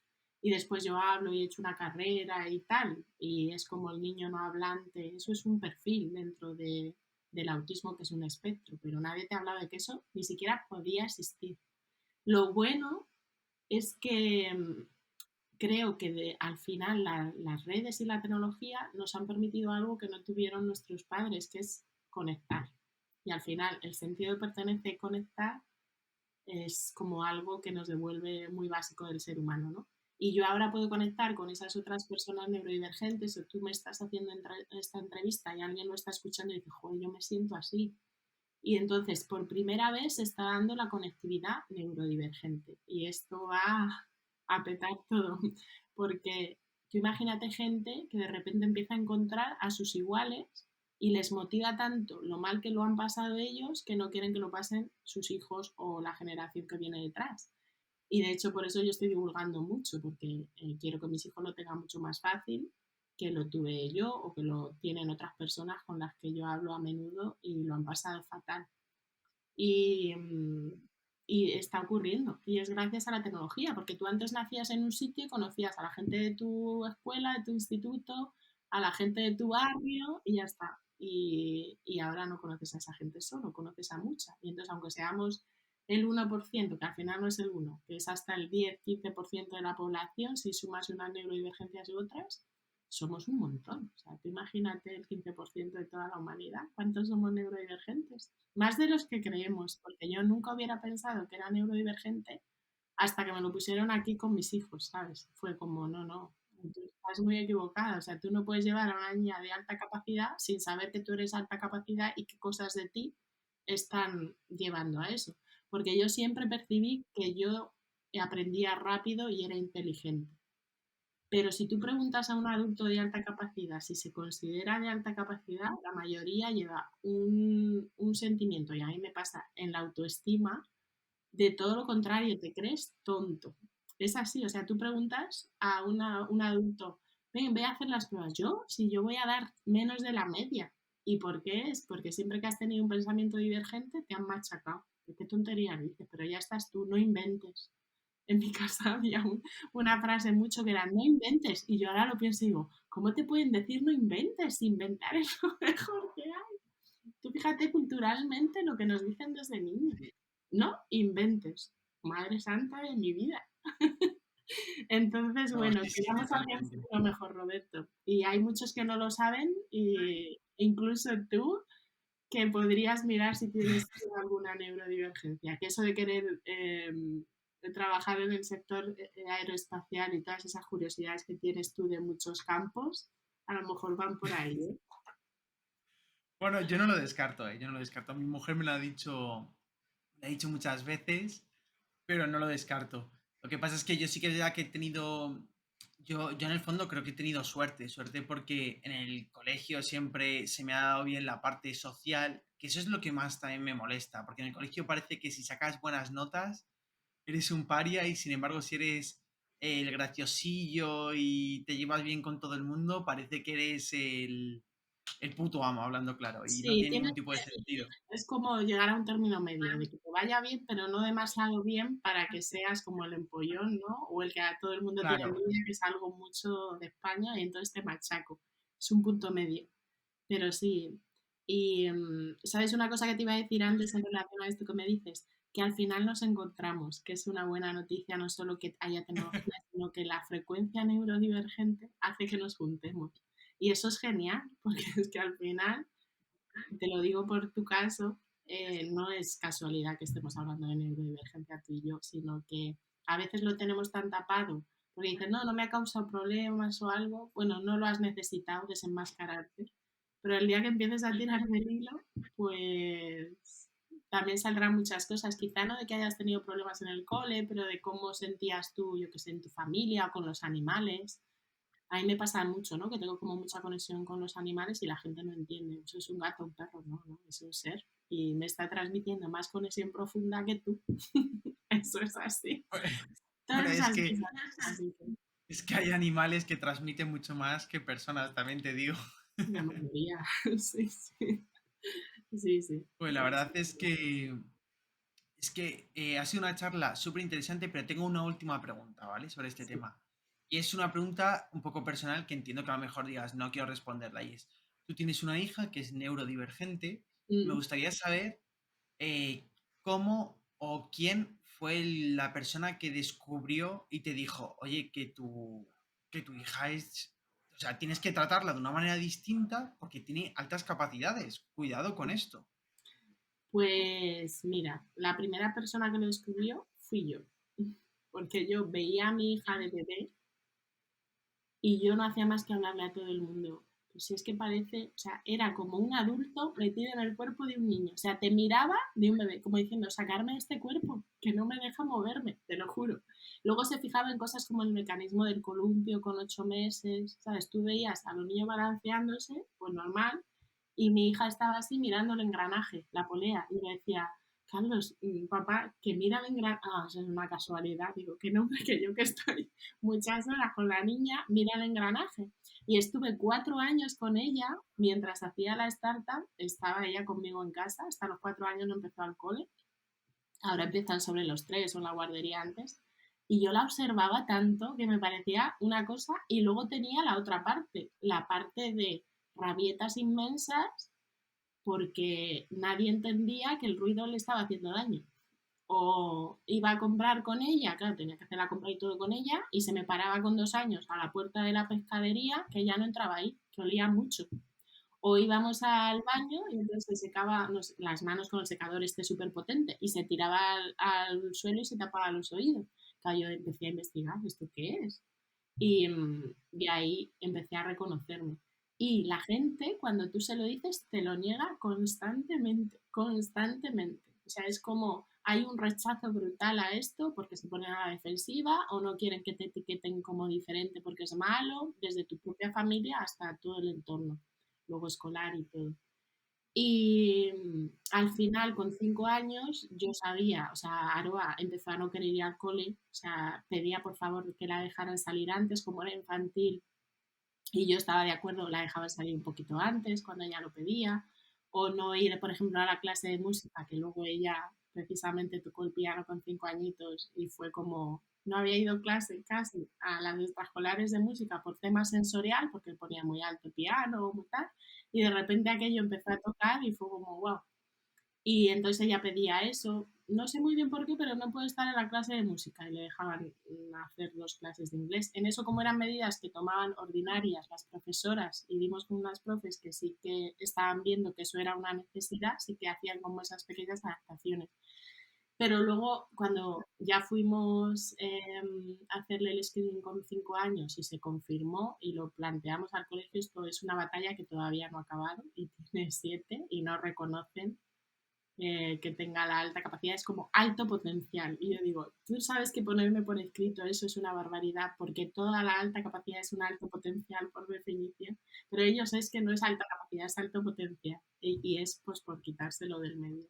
Y entonces por eso tenemos que seguir luchando para que esto se reconozca como una necesidad que está reconocida por ley. En la Comunidad de Madrid forma parte de la FNEAE, que es una necesidad específica de apoyo educativo. Necesitan apoyo educativo porque aprenden diferente. Y si no viene la depresión, la ansiedad y todas estas cosas, porque pasamos muchas horas en el cole y en el trabajo, que es otra piloto y otra batalla que estoy yo intentando ganar en el sector IT, que es que se conozcan estos perfiles neurodivergentes en la empresa. Y en septiembre voy a hacer un piloto de unas primeras charlas de cómo retener el talento, porque las personas neurodivergentes en el sector IT somos muchas, en el sector tech, por esto que te conté al principio de la genética, por lo que sea. Y entramos a las empresas, pero no duramos mucho. Mi camino es así como muy variopinto y tal, pero hay otras muchas personas que no están más de 2 años en un trabajo porque no lo aguantan, no se lo Yo, montan.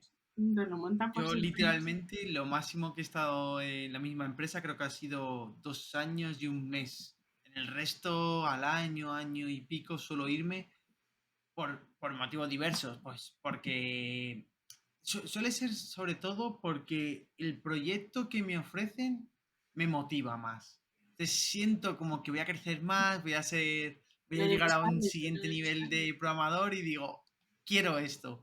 Pero luego también pues he tenido cambios pues porque yo y la dirección de la empresa no van por el mismo camino o porque considero que la ética de la empresa no es se ha torcido de tal modo que están haciendo cosas que a mí personalmente no me gustan. Entonces ahí es cuando me suelo cambiar.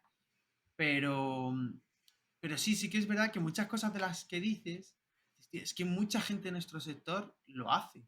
Mucha gente en nuestro sector cumple eso exactamente que estás diciendo. Mira, yo Entonces cuando es empecé a increíble. emprender en Campus Madrid, que ya ahora se llama Google for Startup Campus, se me relajó el sistema nervioso. Primero porque me gestionaba el tiempo yo y segundo, sobre todo, porque empecé a encontrar a esta gente de la que hablas, que es como nosotros y se había salido del sistema para intentar emprender, no solo porque le gusta emprender, sino porque buscaba, y era como esa energía de toda esta gente junta, por eso sé que una red de personas adultas neurodivergentes va a funcionar, porque yo la viví allí sin saberlo. O sea, yo no sabía, pero es que ahora hablando y ahora que estoy montando otra startup de inteligencia artificial y genética del estrés con un socio que conocí allí en Google Campus y bueno, tiene como 2 ingenierías, 2 doctorados, es un crack David. Es que hablando con él ha ido a terapia, que ha escrito un libro que va a sacar en septiembre, ha escrito dos, uno que se llama Viviendo en una sociedad enferma y otro que va a contar pues todo este camino de autodescubrimiento que te estoy contando yo. Él fue en un burnout terrible a terapia y es esto como se ha hablado y al final descubrió muchas cosas, entre ellas que es alta capacidad. Entonces, es que allí nos encontramos sin saberlo y luego te encuentras un tiempo después y dices, ostras, es que esta es la explicación. Nos buscamos, cambiamos lo que has hecho tú y lo que has dicho, que están haciendo un montón de gente de la comunidad tecnológica. Y es brutal saberlo porque juntos y potenciando esto, vamos a llegar ahí a la luna, hablando del sector aeroespacial. Sí, la verdad es que es un tema de conversación súper interesante. Yo tengo que decirlo, bueno, seguramente como monte el podcast no se va a ver, pero yo básicamente cuando tú hablas, yo estoy así, escuchando todo Sí, es que y, es muy interesante. Y como no hay y la muchas verdad es que sí. oportunidades de conectar así, ¿verdad? Cuando encuentras a alguien como que te habla de algo que te interesa en ese momento, es como, wow, absorbo todo. A mí me pasa mucho también. No, sí, totalmente, totalmente.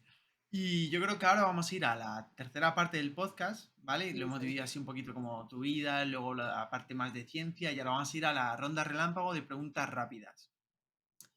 Por tu cara veo que estás preparada, así que vamos a por ello. Primer lenguaje de programación que aprendiste. Java. Vale. ¿Lenguaje favorito y por qué? No tengo un lenguaje favorito porque soy multipotencial y he ido aprendiéndolos según los necesitaba. Aprendí Java para móviles cuando necesitaba, luego Android, no he aprendido Kotlin y después aprendí JavaScript y Node para programar Sheffield. Vale, ¿y cuál es el que más te tocó el corazoncito? Que dices, este me ha llegado. Pues mira, ninguno de esos. Cuando estuve estuve haciendo el proyecto con el profesor de la Universidad de Stanford, pues vi el potencial de Python. O sea, yo veo el lenguaje de programación no como la herramienta, sino con a dónde te permite llegar. Y ahora que estoy en la inteligencia artificial, Python es un lenguaje que te permite ir por ahí y explorar todo eso. Es interesante. Bueno, pues entonces ponemos Python, ¿eh? Venga, Python. Vale, framework favorito y por qué. Pues tampoco tengo un framework favorito. No te puedo dar respuesta a eso. Eso es una lucha de otras personas y una la tengo cerca en casa. No No, te pero puedo- lo que vaya a decir, lo que diga Carlos no nos importa aquí ahora. Aquí eres tú. Con lo cual te digo lo mismo que antes. Un framework que has utilizado que te haya tocado el corazoncito. Por ejemplo, puede ser uno de Python orientado a inteligencia artificial o algo así. Que digas, Nada, pues mira, me ha gustado. te diría Riad porque, bueno, justo cuando rehicimos varias veces Chefly, veía la emoción en los ojos de Carlos y veía el código y me gustó, pero vamos, nada más. Vale, vale. Luego, ID favorito. Pues mira, todos los de JetBrains, porque como empecé con Android Studio, que era de JetBrains, luego cuando programaba en JavaScript necesitaba el WebStorm. Y este le descubrí de JetBrains también. Estando en San Francisco en un coworking, que fuimos a un viaje interesante, pero no de programación ni nada. Y allí todo el mundo tenía el portátil abierto y estaban programando con el WebStorm allí en JavaScript y cuando tuve que usarlo para hacer Shefly es el que usé. Los IDs de JetBrains son la leche. Lo único malo que tienen es que los tengas que pagar. Que, sinceramente, yo he utilizado PHP Storm en el trabajo y es que es un. O sea, funcionaba tan bien. es que daba gusto, decías, mira, lo tengo que pagar, es que me merece la pena pagarlo por Pues, lo bien hombre, que es funciona. que las cosas que te funcionan, sobre todo a nosotros que necesitamos agilidad, todo eso. Carlos siempre tiene la broma conmigo de que nunca usaría un IDE que viniese relacionado eso con JetBrains. Dice, si el Android Studio tardaba 200 años en cargar, siempre está con la cuña. A mí eso es cierto, o sea, tarda en cargar, pero a mí luego siempre me funcionó bien. Y cuando te funciona algo, pues no buscas cambiarlo. Eso es así. Sí. Lo que pasa es que luego sí que es verdad que ha nacido Visual Studio Code Sí. y claro, Visual Studio Code al final te da tantas posibilidades, puedes hacer tantas cosas y puedes trabajar con tantos lenguajes con él, que es lo que lo ha convertido en el rey. Es súper versátil, es verdad. Sí. ¿Y ahora qué le dirías a tu yo del pasado? Y esta pregunta tengo muchas ganas de escuchar tu respuesta.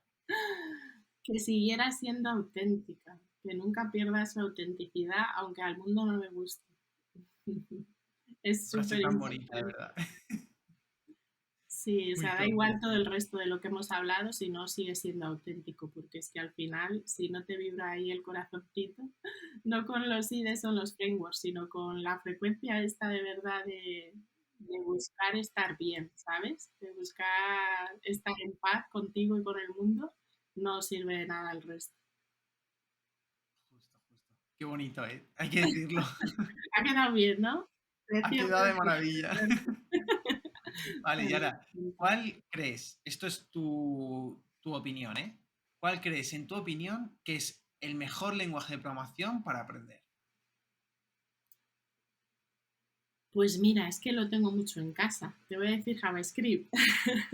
Si os compráis el libro de Carlos aprendiendo JavaScript, mejor. Fíjate Esto es como que cuchara de palo, ¿cómo es? En casa de herrero, cuchara de palo. Al final sí, vives dando una cosa que tiraría por ahí. Yo si empezase, empezaría por JavaScript. yo es que me invento todos los refranes, por eso no te lo Por eso completé yo, sí, porque a lo mejor me ya, lo ya. invento, ¿sabes? Pero fíjate que te iba a decir, yo era Mm. una persona que siempre pensaba que los mejores lenguajes de programación para aprender podría ser un Python, un C, porque son lenguajes que uno es muy simple y el otro es tipado, te obliga a tener todo muy clarito. Pero es que veo lo que consiguen personas como Carlos Azaustre, como Midudev, con JavaScript, de enseñar a una persona que no sabe programación a aprender programación con esos lenguajes y me ha cambiado totalmente el chip. Porque Claro, yo es soy que mucho de adaptarme, de cambiar. No soy de ideas fijas, a mí me gusta mucho. Si tú me sabes defender algo y me convences, yo lo entiendo y digo, tío, tienes toda la razón. Y es que es verdad, es que cualquier lenguaje, lo dijo Moredet, cualquier lenguaje de programación sirve para programar, sirve es para aprender, perdón. Es lo que te Porque, decía yo, que ¿cuál es tu favorito? Es que quieres hacer una cosa y eso te lo permite, pues lo aprendes y es genial. O sea, nos pasa en otras cosas de la vida, ¿no? Quieres ir a un sitio y te vale un coche, pues ya está. Luego hay personas que les gusta mucho un determinado modelo porque buscan algo que necesitan ellos. Y pasa igual con los lenguajes, con los frameworks. Pero yo creo que lo que te pasa a ti, que me pasaba a mí también, viene mucho de nuestra educación reglada, quizá en la universidad, con ese enfoque de pues entender todo en profundidad, a bajo nivel, ¿no? Toda la pila aquí, o sí, sea, puede como ser. lo que tú decías de tipado, o sea, que todo esté muy, lo que te he dicho de la genética, sistematizado, patronizado. Es que yo necesito eso, a mí me gusta eso, me gusta que Exacto. todo esté muy claro. Oye, esta variable es tal, sirve para tal, esta función va a retornar esto. Sí. Y yo Me tiraba da mucho por ahí como... también, y sin embargo, Carlos es súper es que yo estudié con él en la carrera, entonces antes de hacer una startup juntos, veía cómo él aprendía. Y al final es que tenemos cualidades innatas, yo necesitaba meterme muy en profundidad en todo esto que estamos hablando tú y yo, ¿no? De realmente por qué es así, por qué sirve así, tengo que respetarlo, porque funciona más eficiente, o sea, como toda esa parte más de calidad o de entenderlo muy en profundidad. Y él era súper visual, y lo es, súper visual. Y entonces, cuando a él le preguntan en otros podcasts recientes que tiene, ¿no? ¿Por qué le gusta JavaScript o por qué es frontend? porque él podía hacer pequeños cambios, que era lo que yo vi con mi padre, ¿no? Que él hacía magia y los veía muy rápido. O sea, cuando a ti te gusta más la parte de backend o es como que te tienes más que meter en profundidad de arquitectura, de calidad, tal, para entenderlo. Y sin embargo hay personas más visuales que también va con su neurotipo que necesitan esa retroalimentación más rápida, como y la gente que somos así es como eso es más superficial. ¿Qué va? Si es que depende de cómo seas tú, incluso de tu genética.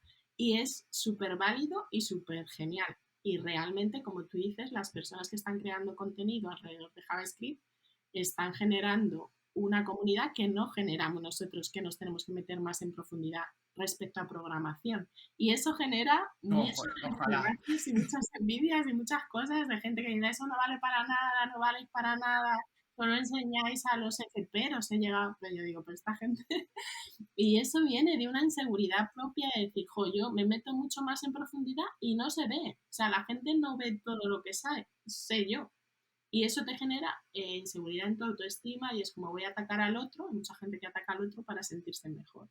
Y solo viene por ahí, pero es verdad, o sea, la comunidad realmente que se está creando alrededor de JavaScript en el caso de Carlos y de Midudev, y después también pues con Android y otras tecnologías, ¿no? De MovieDev, también por ejemplo Miriam, o Veriteki o Ari, ¿no? Que están hablando de, pues, de tecnología que llega a la gente más rápido, o sea, su forma de comunicar y de entender la tecnología y la programación más visual llega a la gente más rápido. Cuando tú quieres aprender algo, tienes que conectar con la persona a la que quieres enseñar.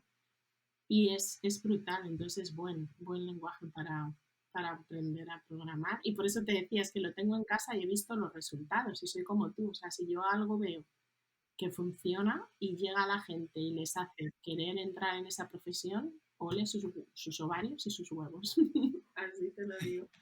No, sí, Y yo totalmente, les hago totalmente. así. Además es que, bueno, ojalá, esto es lo que se dice siempre, ¿no? Ojalá todas las comunidades fueran igual de grandes, pero es que es imposible, JavaScript es inmensa. Y luego has destacado un tema que es, claro, todo lo que es grande tiende a tener hate. Va a haber una parte del prisma, por así decir, hay una parte un pedacito del círculo que te va a decir, no, es que eso está mal, eso tal. Porque Pero al final se esa gente sienten al final, pues bueno, va a amenazados. existir en todo. Es que es exacto, es que se sienten amenazados y es como, ¿cómo va a entrar gente a la profesión que no ha hecho los 8 años de carrera que he hecho yo? Porque eso a mí me vendieron que me daba un prestigio y ahora no lo tengo porque está entrando gente. ¿Cómo va a venir la inteligencia artificial y eso va a decir ya que no vale? Pues no vale, o sea, sí vale, pero el prestigio, o sea, entrar a la universidad solo para que te den un titulito, eso tiene los días contados. En el máster de profesorado, lo dije yo, me miraban con cara de, y digo yo, es que si no os dais cuenta en 5 o 10 años, o sea, los profesores de la universidad van a estar para acompañar y para enseñar al estudiante que ha autoaprendido pues de manera online y si quiere ir alguna vez presencial a la universidad, acompañarle de, tú que llevas 20 años enseñando esto, yo he llegado hasta aquí, con la inteligencia artificial he aprendido, con personas que me han contado autodidacta, pero este detalle no lo sé, dímelo. Va a ser un acompañante y un mentor, no va a ser el que te enseñe todo lo que tienes que saber y que te va a dar prestigio con un papelito. Eso se ha acabado. Y ya lo hacían mis alumnos hace 5 años, se salían de la universidad. Esto era un centro que daba grados y también FP, y iban a la FP, pero era de manera privada y tenían la posibilidad de elegir lo que querían. Y ya no querían ese sistema de enseñanza. Pues imagínate ahora con la inteligencia artificial. Entonces es verdad, o sea, la gente al sentirse amenazada y al ver algo grande que tiene éxito, muchos atacan. Y eso es un trabajo personal que tenemos que hacer nosotros. O sea, si yo estoy atacando porque tengo miedo, tengo que trabajar en mi miedo, no en atacarte a ti, proyectarte a ti Ya. mierda. Pero es cierto es. Y eso hay que tenerlo en cuenta, pues para no, o sea, que somos personas y somos sensibles y también aceptar hate, ¿sabes? O sea, que hay que poner como cada cosa en su sitio para no, que eso no te robe mucha energía. Pero sí es así. Sí, yo, por ejemplo, es una cosa que a mí personalmente me molesta bastante cuando veo lo que tienen que sufrir. Tú, por ejemplo, antes mencionabas a varias personas como Ari, como Miriam o como Veriteki. Para mí, estas dos últimas son de lo mejorcito creando contenido. Sobre todo para mí la forma en la que crea contenido Vero me parece muy top. O sea, la forma en la que habla, la forma en la que cómo hace los vídeos es genial. Y luego, pues Miriam al final, pues igual, es ya un icono, yo creo, del feminismo dentro de la industria tech, por así decir. Y a veces veo por las cosas por las que tienen que pasar y los ataques que les hacen. Y no sé, es una sensación como de qué mierda nos está pasando en la cabeza. Es que no logro entender por qué una persona tiene tanta fragilidad. Todo el mundo lo resume a lo mismo, ¿no? Es que son frágiles, no es que se sientan amenazados, pero aún así, ¿cómo tienes el... ¿Cómo te atreves ni tan siquiera? ¿Cómo tienes el valor para hablar a otra persona como la estás hablando? Sí, la Es lo verdad que a es que mí sí. me descoloca.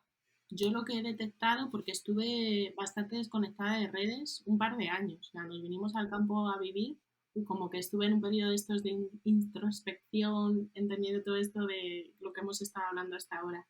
Y al volver me impresionó la radicalización de la gente. O sea, yo antes no había, podía existir este fenómeno de no quiero que seas grande, no quiero que te vaya bien, entre comillas, porque me siento atacado y te ataco, ¿no? Pero es que ahora tiene que ver con la política y es fuerte, es fuerte porque es como o eres, la gente te posiciona enseguida o en un extremo o en otro y entre medias solo hay insultos a tu persona y a tu profesionalidad para llevarte al otro lado. Y claro, mencionas el caso de mujeres que reciben todavía más hate por estar en la industria tecnológica y eso lo he vivido yo en mis carnes.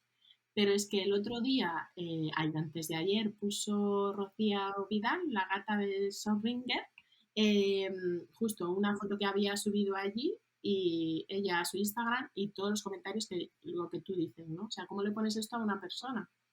Y al final hizo alguien en un comentario una reflexión muy importante, ya no solo a las mujeres, que es mucho más, y yo lo he vivido, sino a las personas que viven de manera diferente, o sea, tienen la capacidad de salir del sistema, porque en un sector de la población, sobre todo, relacionándolo con política, el ideal de vida es pues estudiar, tener un buen trabajo, casarse, tener hijos y tener prestigio y morirse. Y entonces en cuanto te desvías de eso, o sea, tú puedes crearte. Las personas de las que estamos hablando, hombres y mujeres, se han creado una profesión. ¿Tú sabes lo que es eso? Se han creado una profesión para manejar su tiempo con muchísimo trabajo, mucho más de lo que nadie piensa, y es que la están generando ellos. Es que cuando Carlos empezó a escribir en Irlanda, mientras hacíamos lo de Chevney, un blog de cómo él aprendía, nadie podía trabajar creando contenido de tecnología, no existía. Y ellos han empezado a hacer del sector tecnológico un área dentro de la creación de contenido y están generando empleo para ellos de momento y también para más personas. También tenemos a Antonio Leiva, por ejemplo, que anunció que tiene cambios en su equipo hace poquito, ¿no? Con Conley. Y es brutal. Y claro, que esas personas sean capaces de ser independientes, de crear algo nuevo que no existía, usando la tecnología para la gente que tiene esta ideología como de que el cambio es malo, ¿no? Y que hay que permanecer en la tradición o tal, o sea, es un cambio tan grande que es como bueno, un experimento que hicieron con unos monos, ¿no? Que eso siempre que pasa algo así yo lo pienso, a unos monos, había como 10 monos, ¿no? En una sala, y entonces metieron a uno nuevo y cuando fue a comer un plátano le cayó a todos un chorro de agua. Y entonces esos monos generan como una adversión, o sea, nadie puede coger los plátanos porque nos ahogamos aquí, ¿no? Y entonces empezaron a meter monos nuevos y ya nadie había visto, había vivido esa experiencia de que se cayera el agua cuando tal, pero todos atacaban al mono nuevo que iba a coger el plátano sin saber por qué. Era como que ya te crea una amenaza y un sistema de alerta y yo esto lo tengo que atacar. Y es así, o sea, son monos, y es por la anécdota que estoy contando, atacándote sin saber muy bien por qué, solo porque se están sintiendo amenazados. Y pasa en ambos extremos. Y eso es a mí lo que me ha asustado, entre comillas, o me ha dado más que asustado información de que esto está pasando en el momento actual que vivimos y que tiene su expresión también en redes sociales, que es que te insultan como persona, como profesional a niveles, ¿sabes? Que es como de, pero lo que tú dices, ¿cómo puedes poner eso y quedarte así? O sea, además son cuentas, cuando los ves son cuentas que tienen 4 seguidores, o sea, son personas que se crean cuentas falsas simplemente para echar eso y que no haya como una repercusión real, ¿no? No es que yo te esté diciendo eres un subnormal por crear contenido, porque claro, si te lo digo a la cara, queda muy raro, ¿no? Y, pero bueno, es interesante que te da mucha información del momento en el que estamos y de que es importante también los cambios políticos que pueda haber a futuro para que la gente pueda ser libre de crear. O sea, España, como decíamos al principio, no es un país en el que la gente se sienta muy bien creando, no apoyan a la gente que crea cosas nuevas, pero la radicalización que está habiendo tampoco es buena para eso. No sé si en el futuro va a ser mejor para crear o no. Yo creo que estaría bien que tengamos amplias miras de volver a Europa o a movernos por otros sitios. Y no quiero alarmar a nadie, pero de estas cosas que nos pasan a veces que vemos un poco lo que va a pasar, bueno, pues yo creo que podemos cometer muchos errores de no dejar a la gente ser libre como quiera ser en todos los aspectos en España. Y eso sin meternos en tema político, pero creo que es importante. Sí, sí, no, totalmente de acuerdo. Y ahora las dos últimas preguntas, que suelen ser también un poco las más polémicas, sobre todo la última, es bugs resueltos la última semana y dinero generado el último mes. Venga, empiezo por el dinero general. Y ¡Ostras, qué valiente! hay múltiples respuestas, porque claro, creando nuevas profesiones, y ahora estoy creando un proyecto nuevo de inteligencia artificial con Stress Tech y justo estamos en la fase de presentarnos a aceleradoras, un programa que tiene Google a nivel Europa, Oriente Medio y África, de startups con inteligencia artificial y salud. Entonces, te podría decir, o programas del ayuntamiento, desde 40.000 euros a cero. Y las dos son verdad. ¿Por qué? Porque, pues eso, al crear nuevas maneras de vivir y de tener ingresos, el que en este mes justo no hayas generado más que 0 euros no quiere decir que en el mes siguiente tengas 40.000 euros en la cuenta para empezar. Y esa es mi respuesta. Y va, Madre mía, o sea, si dijeses 40, serías la que más ha dicho, ¿eh? O sea, sí, literalmente te has pasado el juego. me he pasado el juego. Pues es que las dos respuestas, esto es como total la caja del gato muerto o vivo. Las dos respuestas son verdad. 0 y 40.000. Vale. Y bugs de programación, cero también. Porque has dicho esta última semana, ¿no? Sí, sí, la última semana. En esta última semana no he programado porque estábamos haciendo todo esto de generar todos los formularios que hay que generar para aplicar, para hacer una nueva startup y todos estos programas. Y de la vida, pues 100. O sea, bugs de la vida, en esta semana he resuelto 100. Un Que esos son montón. los importantes. Pues esto es todo, Paola. De verdad, mil gracias por venir. Ha sido un podcast súper interesante. Y nada, estoy súper agradecido de haberte tenido aquí. Ha sido un auténtico placer. Y a todos los que nos estáis viendo, en la descripción dejo todas las redes sociales de Paola para que la sigáis, darle muchísimo amor y muchísimas gracias por estar en este episodio del podcast. Así que, chao, chao, chao. Chao, muchas gracias Roberto, un placer.